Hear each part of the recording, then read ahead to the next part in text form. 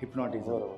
म्हणजे नेमकं काय? आम्ही आमच्या गॅदरिंगला लक्ष्मीकांत बेर्डेंना वगैरे बोललो होतो. समजा तुमची इच्छा असेल तरच तरच मी तुम्हाला संमोहित करू शकतो. समजा आपण पण दैनंदिन जीवनामध्ये हिप्नॉटाईज होत असतो बऱ्याचदा.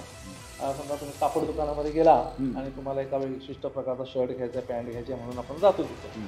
तो सेल्समन असेल तर काय करतो आपल्याला, साहेब हे नवीन आले बघा, हे पॅटर्न नवीन आले, हे तुम्हाला चांगलं दिसावं. मग त्याच्या ह्याला बोलून आपण तो डायव्हर्ट करतोय पूर्णतः आपल्या लक्षात आणि आपण वेगळाच कपडे घेऊन येतो. त्याला जे विकायचे तेच तेच गळ्यात तो विकतो. आपण एक नकारात्मक सूचना त्या मुलांना देतो. तू मोबाईल बघू नको, टीव्ही बघू नको, सगळ्याला नको म्हणतो. पालक म्हणून आपण आपण काय करतो, नको म्हणतो, न कळतपणे देत असतो. नको म्हटलं की त्या गोष्टीचं आकर्षण वाढतं. आता मी तुम्हाला सांगितलं एक 200 पानाचं पुस्तक आहे, तुम्ही घरी घेऊन जावा आणि ह्यात 25 नंबरचं पान तुम्ही वाचायचं नाही. तुम्ही घरी गेल्यानंतर काय करणार, ते सगळ्यात पहिलं ते वाच. 25 नंबरचं पान तुम्ही, कारण कुतूहल झालं. नको म्हटलं की त्या गोष्टीविषयी आकर्षण.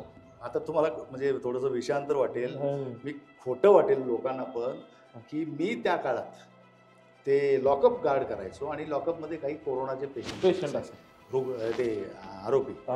माझ्या मनात एक स्वार्थी विचार येत होता, म्हणजे हास्यास्पद आहे. त्यावेळेला 50-60 लाख रुपये मिळायचे माहिती, असं डिक्लेअर झालं होतं की कोरोनात मेला सरकारी कर्मचारी तर त्याला 50-60 लाख रुपये मिळाले. आणि मला शुगर आहे, सगळं आहे, हार्टचे प्रॉब्लेम आहेत, बीपीचे प्रॉब्लेम आहेत. आणि मी काय म्हणायचो, त्याला ह्या दरम्यान माझं काही असं झालं तर माझ्या घरच्यांना 50-60 लाख रुपये मिळतील आणि मी पण लवकर जाईल. अरे बापरे, बघा हे हास्यास्पद आहे, मी अगोदर सांगतोय. आणि मला काही झालं नाही हो.